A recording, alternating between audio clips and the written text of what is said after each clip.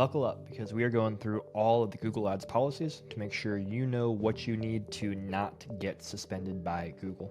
Hey, this is John Horn from StubGroup. We are the #1 resource in the world for fixing Google suspensions and policy violations, and we help businesses dominate Google Ads and make money online.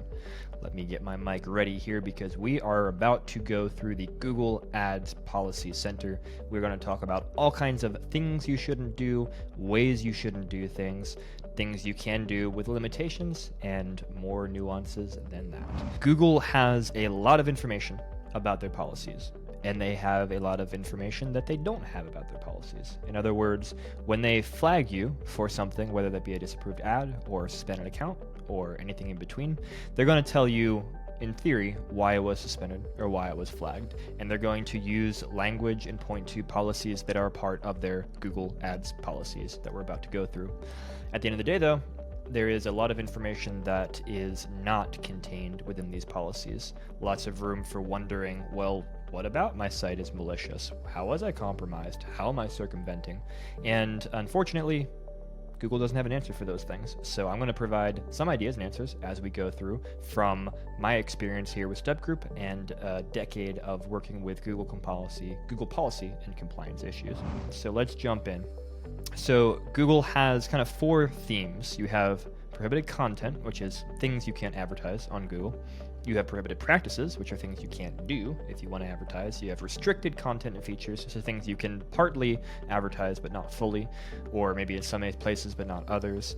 And then you have kind of editorial technical quality standards for your ads and your websites and apps. They have to work, they have to be spelled correctly, stuff like that. So I'm going to jump into our alphabetical list here, starting with abusing the ad network. All right, what does it mean to abuse Google's ad network? Well, they have a couple different subcategories here. Malicious software. So this is when Google flags your website and says there's something malicious on your site, a virus, for example, scraping people's information, things like that.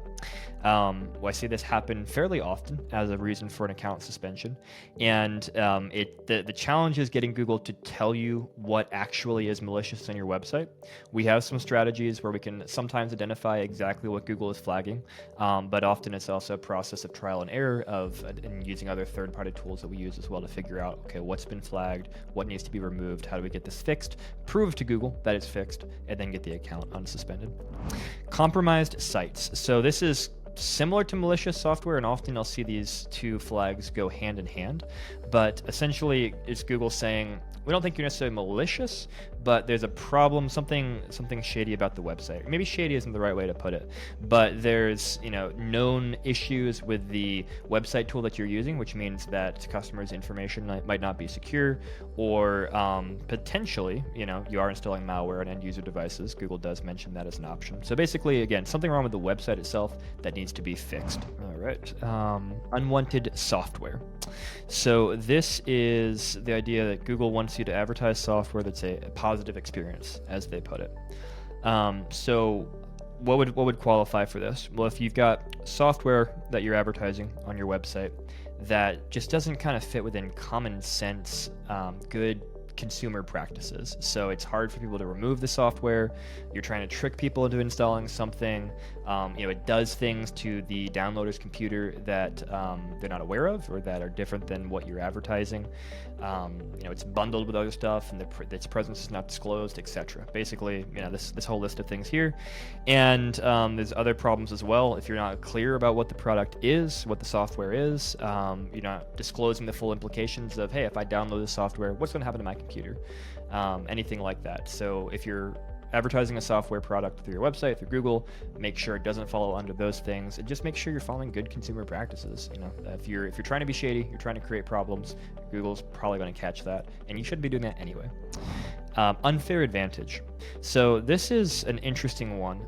Used to kind of be called double serving, or at least double serving fell under unfair advantage, and the way in which Google enforces this is kind of gray, to be completely honest. But the general idea is that Google doesn't want you taking unfair advantage of or getting too unfair of a leg up above other competitors in your space. So examples they give are affiliates that advertise on Google Ads against applicable affiliate program rules. In other words, hey, you're an affiliate of a place and they're saying you can't do something and you are doing that. Well, that's an unfair advantage. Other things as well. When it comes to businesses running the same ad across multiple accounts, if you're trying to advertise your same website across multiple ad accounts to the same people, you're probably going to get suspended because Google doesn't want to see 2 ads for Amazon.com, for example, to show up at the same time, 2 search ads at the same time. Shopping's a different thing, but 2 search ads at the same time. Again, this policy is a little bit tricky, but if you get flagged for unfair advantage, you're probably doing something that Google thinks is unfair, believe it or not. Evasive ad content. Okay, so again, this is all Google wants you to be giving a good, safe experience to people who use Google, and so they don't want to see you misspelling prohibited words or phrases to avoid an ad disapproval. If you're trying to get around trademark terms, for example, they don't want you encoding characters in ads that have no value to clients or manipulating things. You've probably seen the ads where people are trying to trick you, oh, click here, and maybe it looks like it's a part of the website itself, but it's actually an ad, and so they're trying to trick you to click on that ad, and you don't know you're clicking on an ad. Things like that, evasive behavior, trying to get around Google's system, those are problems that you want to not do, you want to avoid. Circumventing systems, this is the most common policy reason that we see given when Google Ads accounts are suspended, and it can cover a whole host of sins, as they say. Some of the things that they mention online are, cloaking. Again, this kind of falls into the evasive idea that if you're trying to say you're one thing and pretend to be another thing, you are circumventing Google's system, and they do not like that. Redirecting to content that you put one website URL in your ad and it redirects to another website, that's a no-no. Having multiple ad accounts that you've kind of created associated with yourself, maybe your payment information, things like that, where you've got different policy issues and just trying to create new accounts to get around those, that can flag you for circumventing. A lot of other things as well. This is kind of the biggest general catch-all policy that Google likes to flag you for. And then spam policies for Google Web Search. I've never actually seen an ad account suspended for this reason. I've seen a lot of ad accounts suspended, but not for this reason. The idea is you shouldn't be doing keyword stuffing, cloaking, sneaky redirects, stuff like that. Again, typically if I see something flagged, it's going to fall under one of those other circumventing policies, not specifically that policy. All right, so that's the abusing the ad network policies. Let's look at ad format requirements. So I'm not going to go through every single one of these. It's pretty straightforward that, hey, if you are going to run an ad, there's requirements that you have to follow. So if it's a text ad, you can't put inappropriate content in there. The ad should be relevant to the keywords that you're targeting. If you're using a trademark, you should have permission to use that trademark, so forth and so on. So, it's not a bad idea to read through these. And if you're going to create a video ad, know what a good video ad is. If you're running a non-skippable in-stream ad, it can't be longer than 15 seconds. Just kind of obvious things like that. You can't collect data in video ads.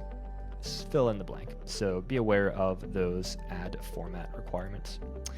When it comes to ad targeting, this is basically a list of what you can or can't do with your ads. I'll go quickly through here. So with personal advertising, you have to abide by legal restrictions.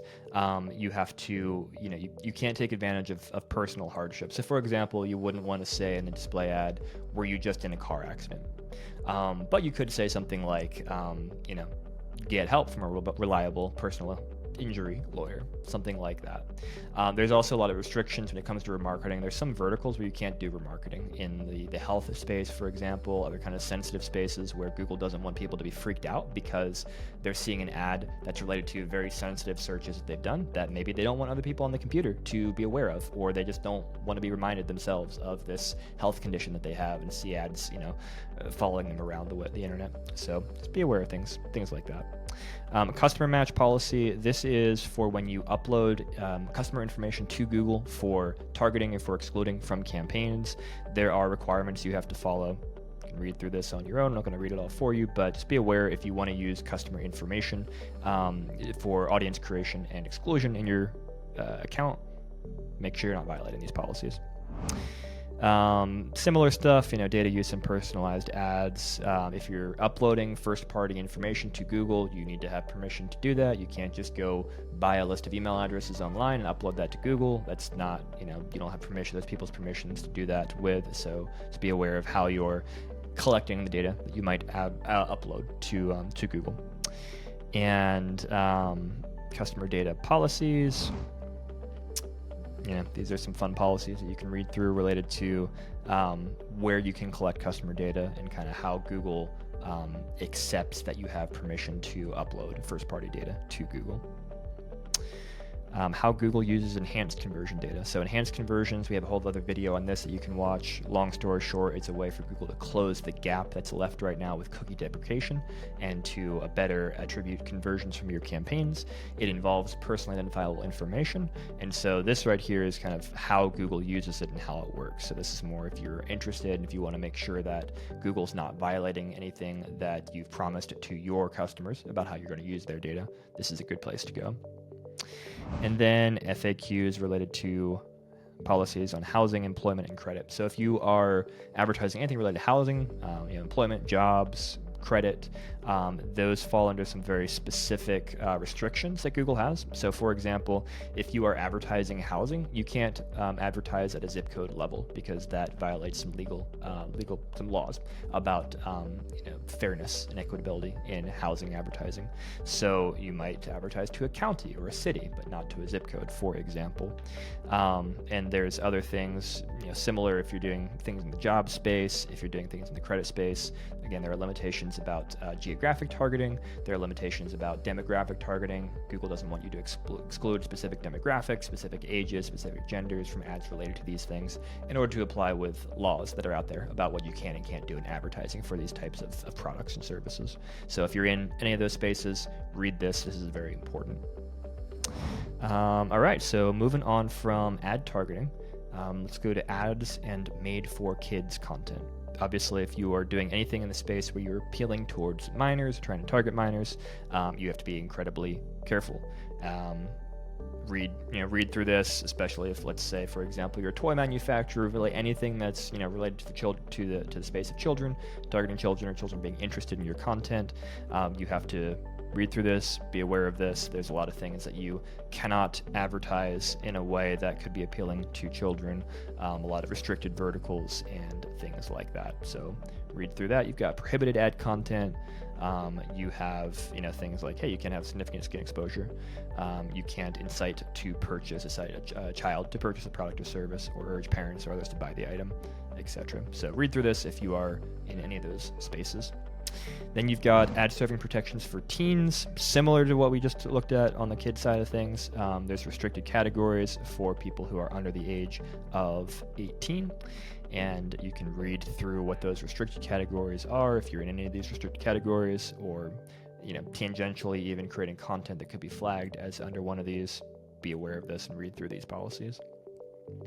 Alcohol. So Google has policies about advertising alcohol. You can advertise the sale of alcohol, but you need to follow certain guidelines. So first of all, there's a list of countries that do or don't allow such ads. And so, for example, if we look through here, United States, you can advertise alcoholic beverages. You have to indicate the highest alcohol by volume, ABV, on the landing page. So that's just a disclaimer or factoid that you need to make sure is available. And then you can't advertise alcohol in these countries here. There's also policies about information related to alcohol. So not alcohol itself, but information, and maybe you have a wine guide or something like that. So you can do that type of advertising in those countries, but again, you have to have brand information right there related to the ABV. And then you've got countries that do not allow such ads as well. You can't do irresponsible alcohol advertising. Shocker. Google wants you to be responsible. So, a whole list of things here that you can not do, that you should not do. If you are advertising anything alcohol related, read through this, make sure you're not doing it. And they have, some helpful guides here. So there are some things you can do on search, for example, that you can't do on display or YouTube, for example. So different platforms have different requirements. All right, moving on from alcohol, copyrights. So Google obviously doesn't want plagiarism, and so they have policies around this. So copyrighted content. So you can't advertise things that are going to give people access to copyright information in an unauthorized way. So, pirated websites where you can download pirated copies of books or DVDs or whatever, can't do that. Google obviously is following legal concerns here, as well as ethical concerns and just user behavior concerns as well, to say don't do this. So sometimes you'll be flagged for copyright. I've definitely seen advertisers be flagged for copyright when they weren't violating anything. So I've seen, for example, DMCA takedown or complaints or takedowns related to content on a website where the client wasn't intending to do anything problematic, but maybe one of their product pages or the name of a product that they were advertising on their website that's sold by somebody else was kind of flagged. And so there's some things you can look into behind the scenes that we can look into to try and make sure that those things get cleared up and that a suspension can get fixed. And then sometimes it's a matter of Google's algorithms mistakenly not realizing you have permission to advertise something that maybe is copyrighted, but you own the copyright yourself, or you have authorization to sell or have information about that. And so sometimes they get too aggressive in targeting, and you got to try and explain to them and give documentation and proof as to why you're not actually violating this policy, assuming that you're not. Counterfeit goods. This is something that we also have a separate video all about counterfeit goods that you can go watch. But kind of at a high level, you can't sell counterfeit goods. If you're going to sell something, it needs to be what you say it is. They do not allow knockoff, replica, imitation type products, and often where I see this flag come up is for authorized resellers of things, especially in the luxury space. So you may be authorized to resell something, but Google may say, oh, we don't believe you are authorized. We're going to flag you. We're not going to take the chance.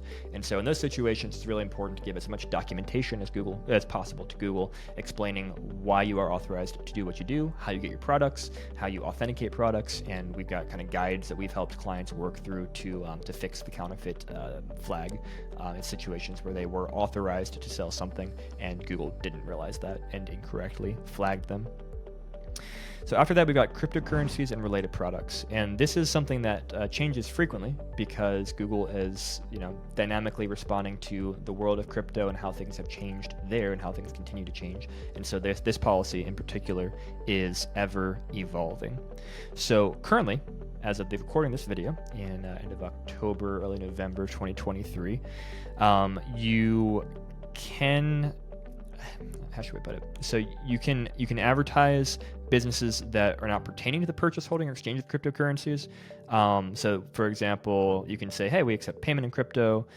You can do kind of the support system behind crypto, so hardware related to mining, tax and legal services related to crypto, et cetera, et cetera. You can also do blockchain-based games involving NFTs. They've kind of carved out that particular policy as well. There's also some things that you can't do with NFT games. So if you're in crypto, anything related to crypto or NFTs, read this policy and keep coming back to this policy because it will continue to be updated by Google as things change. At this point, you can also advertise hardware wallets related to crypto, which is cool. But you cannot advertise ads for initial coin offerings, DeFi trading protocols, and you can't otherwise promote the purchase, sale, or trade of cryptocurrencies or related products. So there's some examples here of what that means, and some examples related to aggregators as well. So we've done a lot of space actually with helping people who are tangentially related to crypto fix suspensions because Google often gets overly aggressive in flagging things. So for example, we've worked with physical Bitcoin ATM companies, helping them get things taken care of. We've worked with hedge funds related to and kind of investing in crypto, but not being crypto wallets themselves. Crypto related newsletters. We worked with a lot of kind of tangentially related companies, and if you fall under these policies and have been incorrectly flagged, we can usually help. Obviously, if you're trying to sell something that is inherently against Google's policies, we can't help because that is Google's policies. All right, so after crypto, we've got dangerous products or services. Google has a lot of restrictions about what they consider to be dangerous and that they don't want advertised to Google's users. So explosives, you can't advertise explosives. Guns, gun parts, related products. you cannot advertise guns, firearms on Google Ads. You can advertise a few specific things here, like locks, safety pins, chamber blocks, basically things that increase the safety of a gun, but you can't advertise guns themselves or firearms themselves. Other weapons, you can't advertise knives that are designed for combat, self-defense. You can advertise knives meant for cooking, for example, although you're probably going to get incorrectly flagged by Google because their algorithm is very aggressive, shall we say, when it comes to this. So you'll probably just have to have disapprovals to work with. We have a client, for example, who sells ceremonial swords that are not sharpened, and they do not fall under this policy. They are not. They're not in violation of this policy, but their ads get flagged constantly because Google sees sword or saber or something like that and says, oh, hey, this is a weapon. And so there's strategies that we've taken in concert with Google's policy team to try and work through that and put disclaimers and appropriate information on their website to make sure that Google can understand that these are not weapons, these are dull ceremonial tools, essentially, or part of a uniform. But so if you have anything related to guns, airsoft, paintball, weapons of any kind, this is the policy you need to read and understand.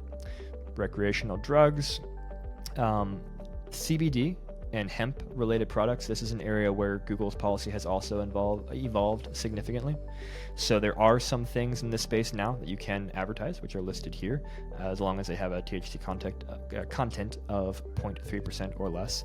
And there is now a certification, a legit script certification that you can get related to CBD advertising. This is something that didn't used to exist, and then Google rolled this out. So if you're in the CBD space, this is where you want to go. And then obviously there's things that you still cannot advertise in this space, and in the space of recreational drugs in general. Sodium nitrate, you cannot advertise products with more than 10% sodium nitrate concentration. Tobacco, you cannot advertise cigarettes, cigars, snus, etc. here. There are some nicotine adjacent things that you can advertise. So for example, nicotine toothpicks. There's some space that you can advertise that, depending on how you promote things and how you approach the advertising. But if you have anything tobacco related, this is the policy for you. And if you have a product that has been flagged for a consumer advisory, can advertise it. I've never actually seen this come up in my experience, but if it applies to you, this is the policy for you. All right, next up we have data collection and use. And this is Google's policy about how you need to protect security on your websites and protect the data of your customers. I don't often see flags related to these things, but it's good to be aware of. So you need to have adequate data security. For example, if you're collecting numbers for credit cards, debit cards, you need to have SSL on your website, things like that. So check that out. Unacceptable information sharing of PII. Again, I've never actually seen this flag, I don't think, but be aware of this. Just make sure that you're using common sense and good practices to safeguard the data of the people who are using your website, who are giving you their credit cards, who are making purchases through your website, etc. And then don't misuse that information. Don't resell people's contact information. Don't put a picture of a customer into an ad without their consent. Don't write ads that directly speak to someone by name. So the example they give here is like, hey, John Smith, buy flowers here. From Google's perspective, that's just too creepy. That's too far. They think that's not going to create goodwill towards Google and the part of people who use Google, and so they don't want you to do that. And again, also, this kind of applies to an earlier policy we talked about, but ads that claim to know your financial status or political affiliations. So Google doesn't want someone to see an ad that says you're buried in debt. We know this because you've been to our website and we're aware of what you searched for. No, you can't do that. You can't say, oh, hey, you are a Republican, you are a Democrat, you're an independent, whatever. You can't assume their political affiliation. You gotta be super careful with those types of things. There's also some information about European user consent because there's a whole different set of rules and policy violations in Europe. So if you're focused on advertising in Europe, this is a good thing to read here. And then unauthorized cookies on Google domains. So I've never seen this flag either, but Any entity other than Google that sets a cookie on DoubleClick or googlesyndication.com is a problem. You probably will never come across this. If you are running something so sophisticated that you might get into this, you're going to understand what this means. But for 99%, probably 99.99% of people watching this, you don't need to worry about that. All right, so default ads treatment. What does this mean? Hey, they have a list here. What does this mean? Basically, you got to follow legal policies with your ads. So if you're not allowed to advertise alcohol in a state, don't do it on Google. If you're not allowed to advertise gambling in a particular location, don't do it on Google either. So, follow the laws that pertain to where you want to advertise and where you are located. All right, destination requirements. Destination means where are you sending people to after they engage with your ad. There's a lot of straightforward stuff here. Your landing page needs to work. If you send people to a page that doesn't work, that's not a good experience for Google. You're going to get your ad flagged. If you keep doing it, your account might be suspended. So make sure your landing pages work. And there's tools that we use for our clients to try and monitor that and make sure that if something stops working, we're notified so that we can go and fix that even before Google maybe catches it and disapproves your ad. So other than that, what else do we have here? So we've got destination not working. We've got destination mismatch. Let's click over to here. So basically, let's pull down here, destination mismatch. Basically, when you have a URL in your ad, you're giving people a sense of where they're going to arrive after they engage with your ad.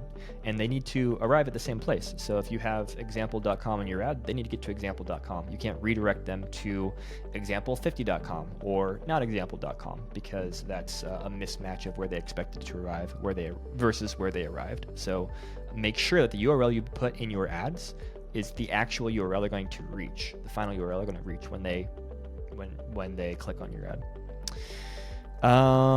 Let's see, what else do we have here? Destination not crawlable. So you might have a page that works for a real person, but you're blocking Google's robots from being able to crawl it.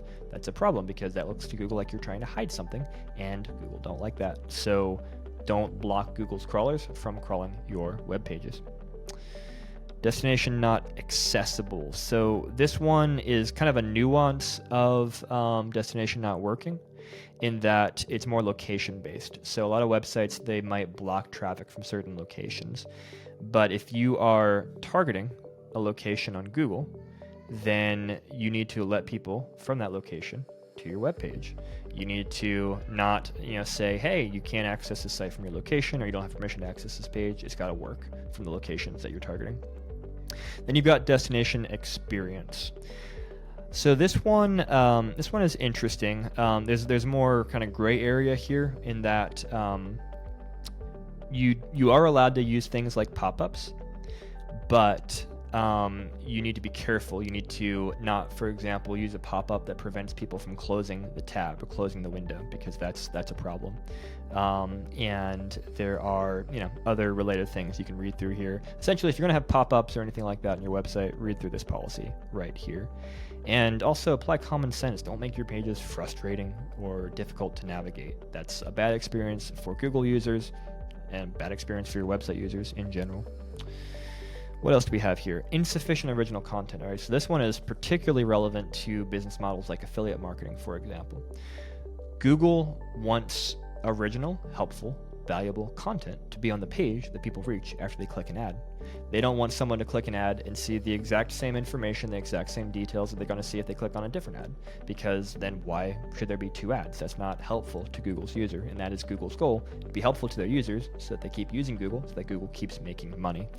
So, for example, if you're an affiliate marketer, it's a challenging business to be in with Google, but it's not a prohibited category.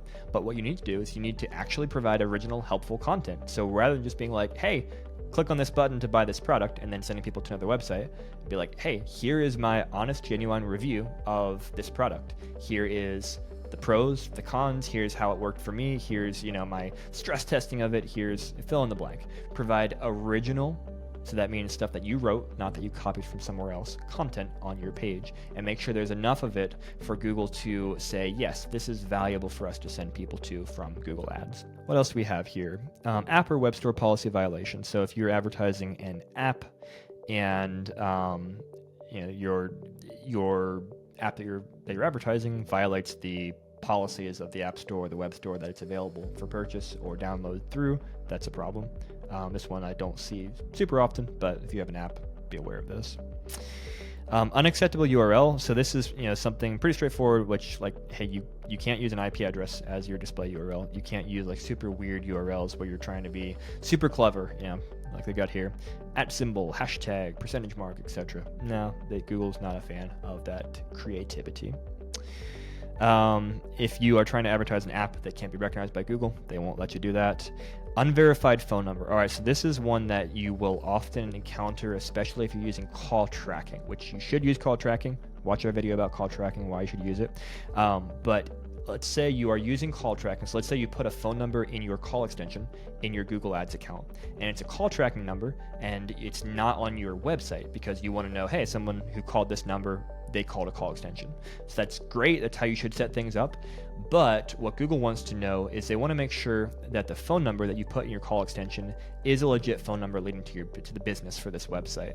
So for example, they don't want a situation where you try and kind of build off of somebody else. Let's say Amazon.com. You run ads for Amazon.com, but you put your own phone number, not Amazon's, in your call extension so that you try and siphon traffic away from Amazon. That's a violation of policies. That's a no-go. So what Google does is there's two ways to verify your phone number. Either they want to see that the phone number in your call extension is also the phone number that's on your website, which says, okay, yes, they are advertising that business's phone number.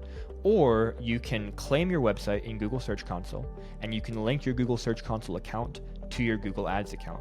What that does is that confirms to Google that, yes, you have authority to advertise this website because obviously you have back-end access to the website because you've claimed it through Google Search Console. And so that's how we fix this issue or prevent this issue from occurring for clients when we use call tracking numbers in their call extensions. Unacceptable phone number is a vanity phone number, for example. Google doesn't want vanity phone numbers in, let's say, your call ads, your location, your call extensions, your call assets. Pretty straightforward policy here. If you're going to create a call extension or a call ad, read this so you don't violate this. What else do we got here? Override with Chrome DevTools. Frankly, never seen this one happen before. If you get flagged for it, go read this policy. Not really something you need to be super on top of, though, because it's not really something that happens that I've seen. All right, what else do we have? Editorial. So editorial is, hey, you got certain policies you got to abide by with spelling, with grammar, with special characters. This is a really good one to read through because a lot of people will not understand these and they'll do things in their ads that violate these policies, like using all caps for words that should not be all capitalized, or trying to misspell words, or put a bunch of characters, special characters into the ad copy to stand out. So read through this if you're writing ads, whether it be text ads, Performance Max ads, whatever. Read through this, understand what you can do. For example, you can't put an exclamation mark in your headline. Things like that. Things that I've been doing this so long that they're kind of second nature to me, like, oh yeah, obviously you can't. But hey, if you're a first timer writing ads, you're not going to know that you can't put an exclamation mark in your ad headline. So read through this and follow it closely. You can't put a phone number in ad text, for example. Unidentified business, you have to identify the business that it is that you're advertising. If you're putting your business name in your ad copy, there's you can't put a bunch of promotional text like buy Acme shoes. You just got to be Acme. That's the name of the business. There's also standards for image quality. You can't use really terrible looking images, blurry images, etc. There's standards for video quality as well. Pretty straightforward. It's got to be a certain level of quality in order to show an ad. So this is a really good one to read through, the editorial page. All right, next up, enabling dishonest behavior. So there's a bunch of things that fall under this one.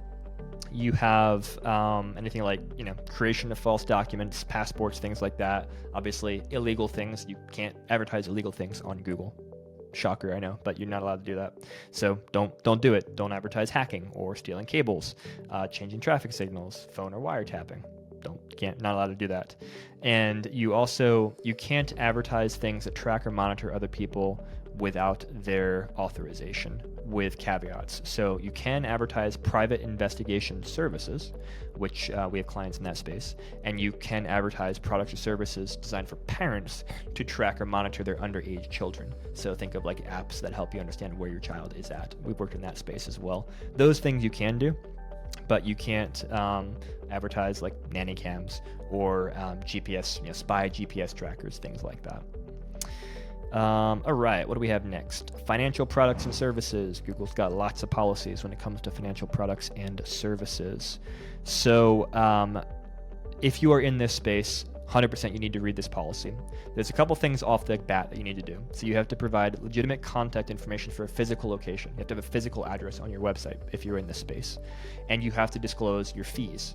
Well, I've seen a lot of websites not put an address on their website and not disclose their fees, and they'll get flagged for this. And then also, if you have a badge on your website, like a third-party accreditation or endorsement, you need to include a link to a third-party place that confirms that's true. So those are 3 things that you just need to do by default if you're in the financial space. Then if you are in the personal loan space, there's some very specific policies. So if you're advertising personal loans, which are payday loans, title loans, pawn shops, you need to do these 4 things here. Google is very, very serious about it. I'm not going to read all of this. Go and read this yourself. But if you have that phrase personal loans in your website, you got to read this. Also, fun tip, even if you don't do personal loans, let's say, for example, you have that phrase in your website saying, we don't do personal loans, or you have a review, a customer testimonial on your website where they're like, oh, I was getting a personal loan from Sally, and then I found these guys on Google and they're amazing. If that phrase shows up in any way on your website, even if you're not saying you do it, you're still going to get flagged by Google for this policy. So don't put it on your website if you don't do personal loans. You, if you're doing high APR personal loans, there are specific limitations. So you cannot advertise personal loans with an APR over 36%. That's the cutoff. And there's some legal reasons for that as well, which you can find here. So loan modification, there's some things you cannot do, like guaranteeing loan modification or guaranteeing foreclosure prevention. Obviously, if you're not the bank, you can't guarantee that. You can try and help, but you can't guarantee that. So be careful. And then there's some other things as well. So if you're in the loan modification space, read this policy. Binary options, you cannot run ads for binary options or similar financial products. You can read the information there. And then for complex speculative financial products, there are some things you can and can't do. If you're in Forex, for example, you can apply for certification. You cannot run ads where you're sending people to a place that provides signals for trading of complex speculative financial products, etc. Credit repair services, Google says that they do not allow ads for credit repair services. And I will say I've seen ads recently for credit repair services, so I'm trying to figure out where Google's at, if they're just not enforcing this policy right now or if they're changing their policy. But in terms of what's stated at the moment, they say you can't run ads for credit repair services. For debt services, there are things you can and can't do. So you can do services related to debt settlement and debt management if you meet specific requirements. I'm not going to go through all of them right now. If you're in that space, debt settlement, read this policy here. And then some countries require that you go through additional financial services verification. India, for example, we've helped clients in the Indian market. You've got the United Kingdom. All the countries are listed here. So if you are in any of these countries and a financial advertiser, read the policies so that you can get the necessary verification. All right, next up we have gambling and games. So this is some restricted categories. Offline gambling, you can advertise. So if you're a Vegas casino, you can advertise that through Google. Online gambling, you need to get a certification.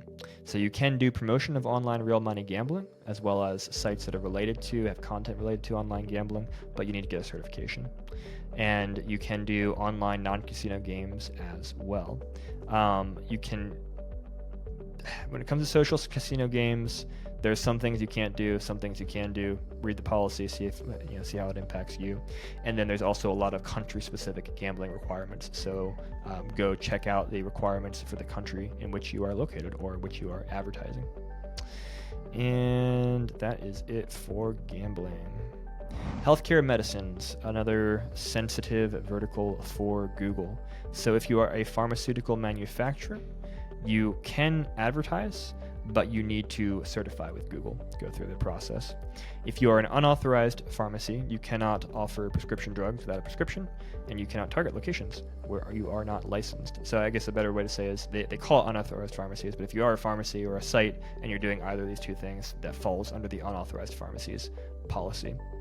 Prescription drugs, you have restrictions on what you can do. You can check out the country-specific information here, and you can get certified. Certification is really important in the healthcare space. There are also some drug terms that you cannot target, or restrictions, I should say, on what you can target. So if you're in that space, read through this. And unapproved substances, there's also a whole list of things that you cannot advertise through Google. So this is very important to look through, especially if you're being flagged for this policy. You want to look through that. Now, the fun thing is Google says it's not comprehensive.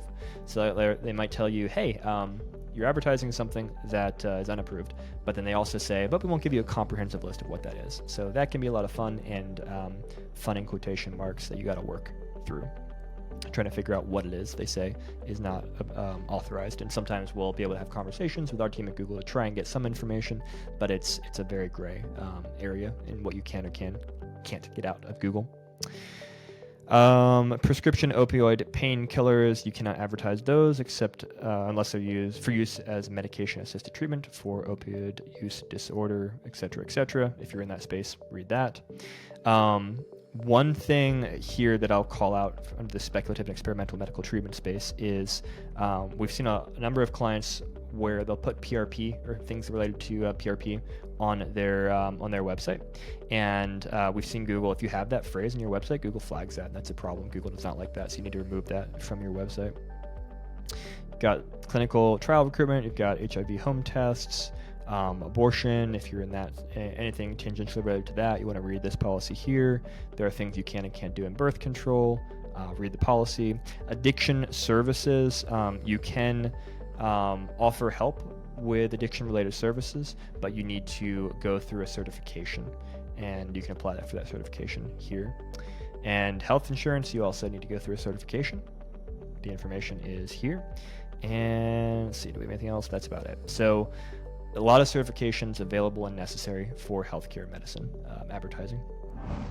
Then you've got inappropriate content. So there's types of content that Google does not want you to advertise. You've got dangerous or derogatory content, so anything hate-based related to, any of the things listed here, can't do it. Sexually explicit content, you cannot advertise. Compensated sexual acts, you cannot advertise. Obviously, child sexual abuse, you cannot advertise. Mail order brides, you cannot advertise.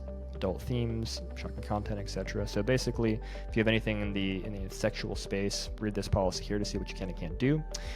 Sensitive events too. If a hurricane comes through, Google doesn't want it to look like you are, and they don't want you to do price gouging or trying to take advantage of people. So be careful of what you do and your messaging and anything related to sensitive events.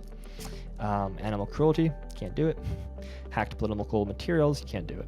So some common sense stuff here, and then some specifics, to specific policies or specific categories. So if you fall under any of those policies, you'll want to read through that policy document.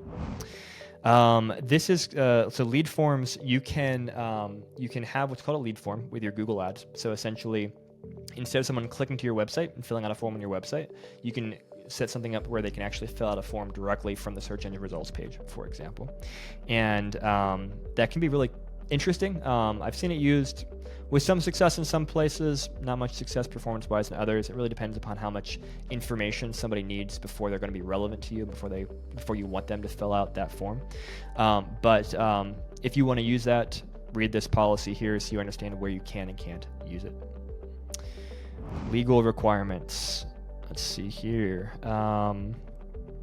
Trade sanctions violations. Most of this isn't going to apply to most people.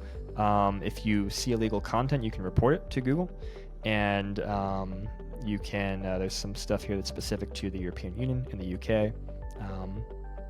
Mostly, this isn't something that most advertisers need to be spending too much time on. It's kind of nuanced. All right, what does limited ad serving mean? So this means that your ad is not necessarily disapproved. It can still serve on Google, but there are limitations about who it can be served, or maybe when it can be served, or where it can be served. So this is something, if you ever see like approved limited on your ad in Google, read this policy here. This will explain what that means and what impact it does or doesn't have on your ads. Misrepresentation. So misrepresentation is a broad policy. We've got some specific policies under it. Essentially, Google doesn't want you to say things that are inaccurate about yourself online. They don't want you to pretend to be someone that you're not, or pretend to do things that you can't do. Unacceptable business practices. This is a fairly common policy violation that we see come up. We've helped a lot of clients who've been incorrectly flagged by this fix this. So, for example, common thing we'll see is in the franchise space. You might have a franchisee who's using the same logo as the franchisor. They're fully authorized to do that, but Google doesn't realize they're authorized, and so they see the same logo popping up on a new website, and they say, hey, someone's pretending to be the franchisor. That's unacceptable. That's misrepresentation. They'll suspend the franchisee. So there's situations like that we have to work through. Coordinated deceptive practices. I don't see this one too often as a flag, but if you are conspiring to do deceptive things through Google's ad network, don't do it. You're not allowed to do it. Misleading representation. So if you're pretending to be like, oh, hey, we have a Better Business Bureau rating of A+, and you don't, that's misleading representation. Don't say that. Don't lie. If you're unlicensed as a home contractor and you say you're licensed, that's a lie. Google doesn't allow that. So don't do that. And then dishonest pricing practices. So if you're trying to gouge people, you're trying to hide prices, sneak in sneaky fees, things like that, can't do that.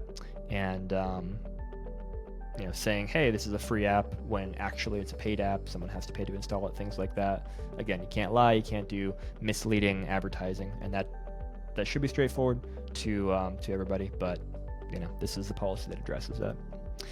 And then clickbait ads, you can't use clickbait. So fun thing that a lot of people don't realize, you can't say click here in your ad copy. Google doesn't allow that. And you can't, use like outrageous stuff like, oh, you won't believe what happened. You'll see that across a lot of other ad networks. Google doesn't like that. So be aware of that. If you're doing any before and after images, you'll want to read this policy. There's some information about that as well. And then misleading ad design. We talked about this a little bit earlier, but essentially you can't trick people into clicking your ad. You can't make it look like it's a part of the website that they're browsing and that it's a part of the navigation of that website. You got to make it clear this is an ad, and when you click on this, it's going to go to a different place where we're trying to sell you something. Manipulated media. You can't doctor media related to politics, social issues, etc. You can't be like, oh, hey, this politician said this and they didn't. You can't lie. Do stupid stuff like that.